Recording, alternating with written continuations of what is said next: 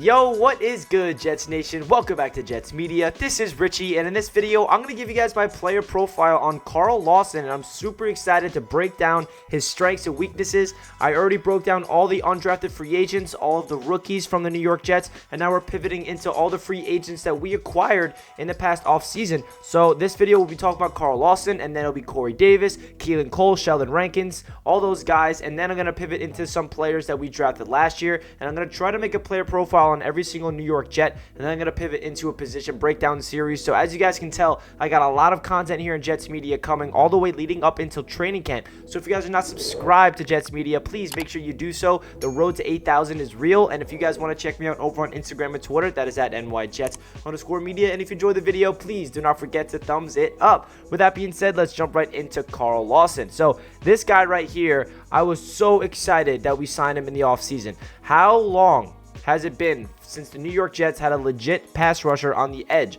I felt like the missing piece to the puzzle for Robert Saleh's defense, when you look at the paper and you look at depth chart, it was the pass rush. It was that edge rusher position. Robert Saleh's system relies on a pass rusher more than anything else. If you cannot get to the quarterback, then the solid defense is not going to thrive, because it's all about the up front. It's all about the defensive line. It's all about the linebacker core. If they can put pressure on the quarterback, then it's going to make the secondary's job a lot easier, and that's kind of why the Robert Saleh defense in San Francisco has always been looking great, even though they've been a lot of, especially last season, that had so many injuries. Nick Bosa went down. There were so many injuries in San Francisco, but the system made a lot of players reach their topmost potential, even if there were guys like from the practice squad. And this system gets you confident, it gets you in rhythm, and it gets you going after the quarterback. And Carl Lawson is already, he hasn't played a snap for the New York Jets yet, but if you look at his numbers last year, he looks like he's entering his prime. And that's another thing I'm so excited about Carl Lawson. It's not like we're signing somebody who we're hopeful can be be something like he was in his past self. We're signing someone that has upside, that we believe, that Joe Douglas and the coaching staff of the New York Jets believes that they can, have him break out on their team and has his career season and career years on the New York Jets, because he's only 26 years old and he has not even touched his potential, in my opinion, because he is so young. 26 years old, coming off your rookie deal, that's when you really enter your prime. When you're 26, 30 years old, I feel like that's a really good window, and we got him locked up for 3 years. So this is a guy that could be getting to the quarterback consistently, and I feel like Robert Saleh is going to instill confidence in this man, and he's going to be dominant. So let's get right into his strengths, because there are quite a few. So the first one is definitely pass rush. He lines up on the edge, and he is a guy that can get to the quarterback with ease.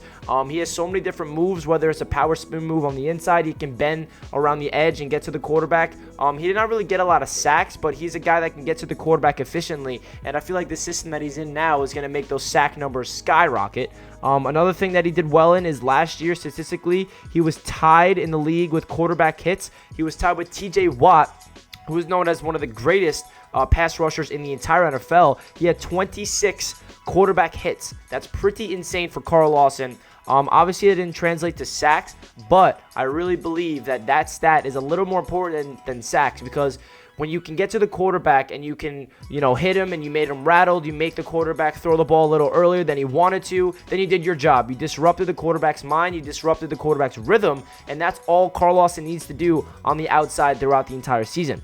Another strength of his that I already alluded to earlier is he is entering his prime, and that's such a huge part to this signing. We know that the past Jets regimes, and I've said this over and over again on my channel for those guys that watch all my videos, but it's refreshing that Joe Douglas, the money he's investing in free agency is to players that he believes is going to reach his peak on the New York Jets. He's not going to spend a lot of money on a player who was a 4-time Pro Bowler, a player that kind of already hit his peak on a separate team, and he's just paying him a lot of money for the performance that he did somewhere else. Instead, Joe Douglas sees the potential in Carl Lawson. He's giving him the contract because he believes that he has a lot of untapped potential, and I do believe that he is entering his prime. Another thing that he does as a strength is he's filling a huge need. I also alluded to this earlier in the video. The Jets have been lacking a pass rush for so long, and I feel like the missing piece of the puzzle is indeed Carl Lawson. this New York Jets defense on paper looks scary, especially the interior defensive line. We got Quinton Williams and Foley Fatukasi, Jalen Franklin Myers, and then we acquired Sheldon Rankins. I feel like the defensive line up front was always good against the run. The linebackers core, we've been battling a lot of injuries. We haven't really seen CJ Mosley a lot, but the edge rusher position has been lacking for years. We've never really had a consistent guy that can get to the quarterback on that edge, and now Carl Lawson fills that hole. And with a division with Josh Allen and a guy in Tua who we don't even know what he's going to be, and then Cam Newton, who knows what he's going to do, and Mac Jones, getting a guy like Carl Lawson to disrupt those guys is going to be huge for the New York Jets defense. Another thing that I love is that Saleh's D is dependent on pass rush. I alluded to this earlier as well. Robert Saleh's defense, if it does not have a pass rush, the formula is broken. Kind of similar to Mike LaFleur's offense. If Mike LaFleur's offense cannot establish a run game, the system won't work, because the run game is what sets up the play action, and the play action is what opens up the playbook beautifully. So on the defensive side of things, if you cannot get to the quarterback, then it's going to make the cornerback and the safety's job a lot harder. So the whole goal of this Robert Saleh system and the 4-3-D to get to the quarterback, all gas, no break mentality, is to go all in and get that quarterback on the ground every single snap. So Carl Lawson definitely comes in here, fills a big need, and I'm so excited to see what he can do. So let's get into some of Carl Lawson's negatives. He only had 5.5 sacks last year. That's definitely not a number where you're like, wow, he is a guy that's the best pass rusher in the NFL.